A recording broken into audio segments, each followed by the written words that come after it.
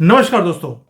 भारत के लिए बहुत ही बड़ी खुशखबरी कि अब लगता है कि जो सिक्स जनरेशन जो फाइटर जेट्स हैं उसकी होड़ में अब भारत आने वाला है और भारत को भी बहुत जल्द अपना invisible six generation fighter jet मिल जाएगा।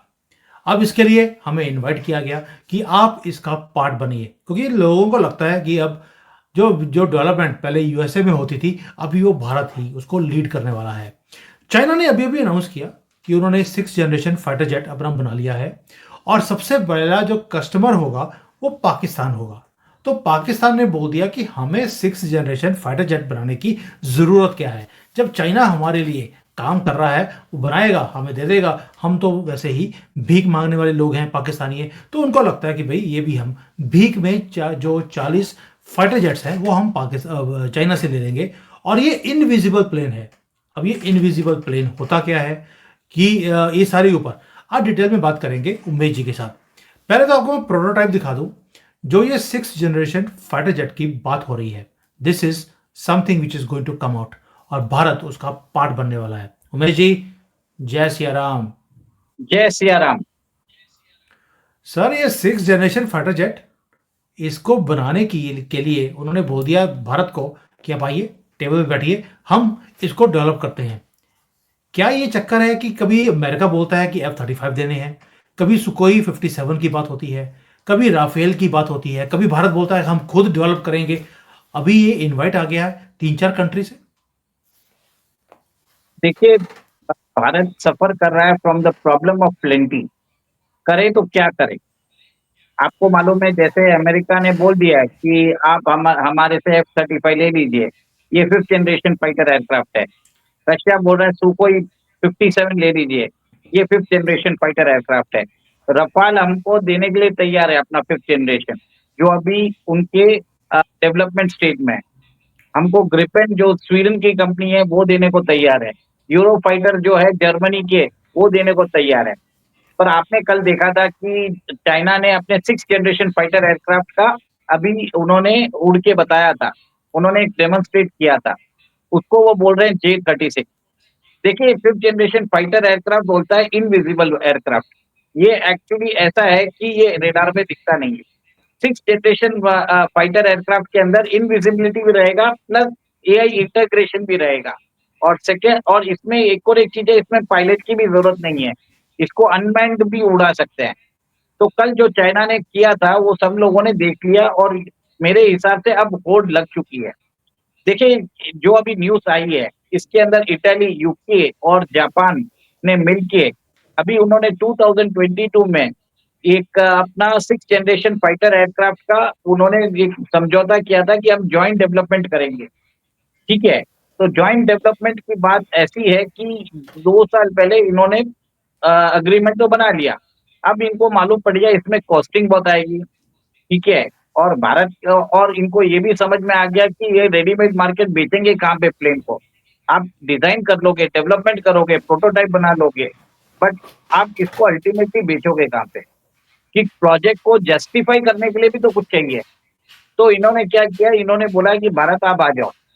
अब ये जो कंपनीज है, जो ब्रिटिश की BAE सिस्टम्स है और इंडियन मैन्युफैक्चरर है इसका रोल्स रॉयस, इटली की कंपनी है लियोनार्डो एरोस्पेस, और जापान की मित्सुबिशी कंपनी है। ये इन तीनों के साथ मेरे ख्याल से भारत की कंपनी रहेगी हिंदुस्तान एरोनॉटिक्स लिमिटेड, अगर वो गई तो। भारत ने इन्विटेशन एक्सेप्ट किया तो। बट इसमें एक चीज देखना पड़ेगा कि ब्रिटेन में जो अभी पार्टी है, कीथ स्टार्मर की पार्टी है, जो लेबर पार्टी है, it is pro Pakistani. Italy के साथ हमारे संबंध अभी अच्छे हैं, जापान के साथ अभी हमारे संबंध अच्छे हैं। बट आपको ये समझना पड़ेगा, ये जो प्रोजेक्ट का हेडक्वार्टर होगा यूके में होगा। अब उन्होंने बुलाया क्यों है भारत को?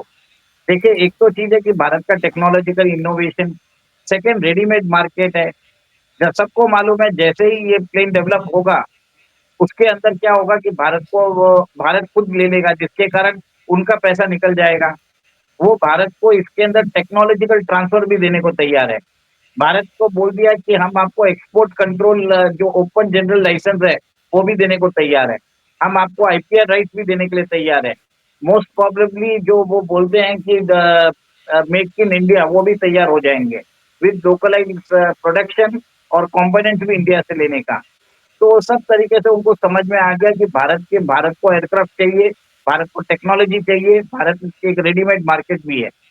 आपको मालूम है हमें अभी 50 स्क्वाड्रन चाहिए इंडियन एयरफोर्स को, और हमारे पास अभी ऑपरेशनल स्क्वाड्रन स्ट्रेंथ है 30 स्क्वाड्रन की, जो आगे जाके 25 स्क्वाड्रन हो जाएगी 4-5 साल में। तो कहीं न कहीं हमको तो डबल करनी है हमारी एयरफोर्स की संख्या। तो एक स्क्वाड्रन में कम से कम 18 प्लेन होते हैं। तो कहीं से कहीं मेरे को लग रहा है कि अगले 10 साल में हमको 500 से 600 प्लेन की ज़रूरत है। और ये एक-एक प्लेन बहुत महँगा रहेगा, क्योंकि इसके अंदर आप एआई की बात कर रहे हो, आप इसके अंदर मतलब मल्टीपल सिस्टम से आप डेटा लोगे, सैटेलाइट से लिंक्ड रहेगा।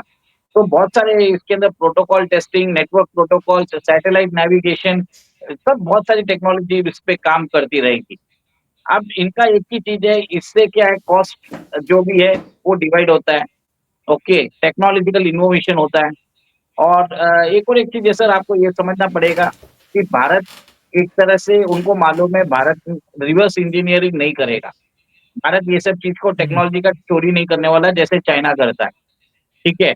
और मेरा ये मानना है कि आगे जाके भारत का जो एमका प्रोग्राम है, उसमें हम बोल रहे हैं कि हम भी वो उसके अंदर 5.5 जनरेशन फाइटर एयरक्राफ्ट बनाने का प्लानिंग कर रहे हैं, और ये 10 साल में होगा। इसके आने से ही भारत के इस प्रोग्राम में जुड़ने से भारत की सारी डिफ़िकल्टी खत्म हो जाएगी।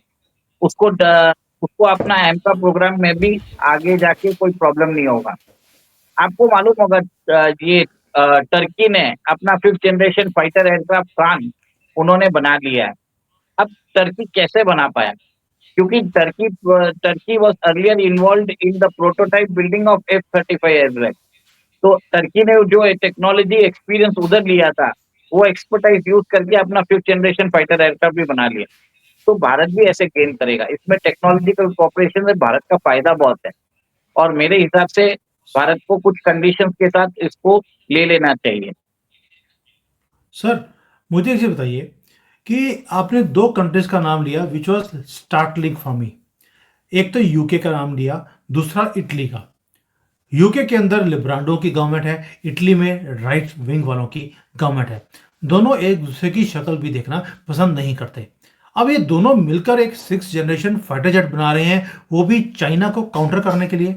यूके तो पूरा का पूरा चाइना के गोदी में बैठा है, जबकि इटली नहीं है, उन्होंने तो बीआरआई से भी अपने आप को विड्रॉ कर लिया। आपको लगता है कि ये सिर्फ एक मीटिंग है या इनवाइट कर दिया भारत को, लेकिन इसमें होगा कुछ भी नहीं, क्योंकि यूके उल्टा चल रहा है इटली से, ऊपर से भारत के भी अगेंस्ट है। हाउ दिस, ये सारा का सारा बनेगा कैसे? देखिए, ये ग्लोबल डिप्लोमेसी में ऐसा ही है कि जब आपको फ़ायदा दिखता है, तो सारे डिफरेंसेस डिसॉल्व हो जाते हैं। और आज उनको मालूम है कि आप ये तीनों कंट्री मिलके वो स्केल नहीं लेके आ पाएँगे।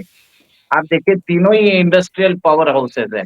जापान भी कम नहीं है, ना तो यूके कम है, ना इटली कम है। तीनों के पास अपनी खुद की एरोस्पेस इंडस्ट्रीज़ है। फिर भी उनको भारत की ज़रूरत है, क्योंकि वो स्केल जो प्रोडक्शन लाइन होती है और सस्ते में प्लेन बनाना हो सकता है, तो ये भारत ही कर सकता है, उनको मालूम है। सेकंड, आपको ये समझना पड़ेगा कि यूएस अपना बी-31 जो 6th जनरेशन फाइटर एयरक्राफ्ट है, उसपे काम चालू कर दिया उसने। चाइना ने डिस्प्ले में डाल दिया है। चाइना का भी प्लेन कितना इफेक्टिव है हमको नहीं मालूम। चाइना ने अभी तक बताया कि ये 6th जनरेशन है, बट बात बहुत करता है चाइना, बस उसके प्लेन्स कितने हैं वो वी डोंट नो। तो चाइना का डेटा हम भरोसा नहीं कर सकते, पर उसको हम इग्नोर भी नहीं कर सकते। तो भारत के पास अभी 4.5 जनरेशन फाइटर एयरक्राफ्ट है। अभी तो हमको 5th जनरेशन के बाद 6th जनरेशन को लेने में 2035 तक आएगा, अभी भी 10 साल लगेंगे। ये प्रोग्राम को लिए भी। तो मेरे हिसाब से तो भारत को इसमें घुस जाना चाहिए, और इसका जो प्रोडक्शन है, वो जितना एडवांस कर सके उतना जल्दी करे तो फ़ायदा रहेगा। सर यूके में मैंने अभी सर्च कर रहा था, जो स्टामर है उन्होंने तो अप्रूवल भी दे दिया है कि ये जो ग्लोबल कॉम्बैट एयरक्राफ्ट प्रोग्राम है उसको अप्रूवल दे दिया कि they want to become part of it. लेकिन अभी तक उन्होंने ओपनली ये बताया नहीं है कि इसके अंदर भारत को इनविटेशन दिया है। लेकिन जो इंडिया के न्यूज़ चैनल्स हैं उसमें उन्होंने बोल दिया कि यूके ने एक्सटेंड किया है इनविटेशन भारत को, कि वो कोलैबोरेट करना चाहते हैं 6th जनरेशन फाइटर जेट के लिए। जबकि यूके की तरफ से कोई ऑफिशियल स्टेटमेंट मुझे दिखाई नहीं दिया। Sir, what is the real news? देखिए सर, ऐसा है कि रियो डी जेनेरो में जब मिले थे G20 समिट के लिए, तब ये तीनों हेड्स ऑफ द स्टेट मिले भी थे। और उस तरह से न्यूज़ आई थी कि ये they are inviting more nations for the development of global combat air programme. तो इन्होंने बोल दिया था, पहले ही बता दिया था। और ऑब्वियस चॉइस इसका इंडिया ही रहने वाला है। क्योंकि आज इंडिया ही ऐसा है कि जिसको ज़रूरत भी है, मार्केट भी है, इनोवेशन भी है, प्रोडक्शन लाइन भी कर सकता है। तो सब जगह से फ़ायदा और इन इंडिया के रहने से है। तो we can believe this news. और जनरली ऐसे ये जो वेबसाइट्स हैं, जो आते हैं, ये डिफेंस चैटर वेबसाइट्स हैं। जब तक लाइक्लीहुड नहीं होता ये नहीं छापते, क्योंकि इनको खुद की क्रेडिबिलिटी भी जाती है। तो मेरे हिसाब से कहीं न कहीं कुछ ना कुछ सच्चाई ज़रूर होगी। इसमें होने वाला होगा, ये हम फ्यू डेज़ में हम देखेंगे। सर, जो ये प्रोजेक्ट है, आपको लगता है कि इसका जो हेडक्वार्टर्स है, किसी तरीके से जैसे यूके में है, यूके के ऊपर हम भरोसा नहीं कर सकते? क्या ये पॉसिबल है कि ये भारत में इसके हेडक्वार्टर्स बनाए जाएं या डिजाइन सेंटर यहाँ पे बन जाए? यही सब कुछ यूके से ही चलेगा? और यूके के ऊपर विश्वास कितना है आपको होगा, मुझे बिल्कुल भी नहीं है आज की डेट में। मुझे इटली पे विश्वास है, मुझे जापान पे विश्वास है। बस इतना ही बोलूँगा मैं। बिल्कुल सही करें, मुझे भी इटली और जापान पे विश्वास है, यूके पर नहीं है। लेकिन क्योंकि आपने शुरू में अपने कमेंट में बोला था कि जो हेडक्वार्टर्स हैं वो it will be based in UK. लेकिन जो अभी आते हैं डेडलाइन के ऊपर, जो डेडलाइन इन्होंने दी है 2035 में ये फाइटर जेट तैयार हो जाएगा। क्या उससे पहले जो हमारा MK2 है वो तैयार होने की उम्मीद है, या हम 6th जनरेशन के चक्कर में अपने प्लेन्स को भी भूल जाएंगे? देखिए, भारत जो करना चाहेगा वो तो करता ही रहेगा। और भारत अगर इस प्रोग्राम में जुड़ता है तो उधर से जो टेक्नोलॉजिकल एक्सपर्टाइज़ मिलेगा, वो हमारे आमका में भी काम आएगा। जैसे मैंने आपको बताया था कि टर्की जो पहले F-35 प्रोग्राम के अंदर वो वहाँ पे डेवलपमेंट प्रोग्राम में एक भागीदार था, उसने अपना खुद का 5th जनरेशन फाइटर एयरक्राफ्ट कान डेवलप कर लिया। तो मेरे हिसाब से कहीं न कहीं इसमें फ़ायदा ही है, नुकसान कुछ भी नहीं है। और एक चीज़ है कि चलिए। वहाँ वेस्ट में क्या है, काम डेडलाइन के हिसाब से होता है।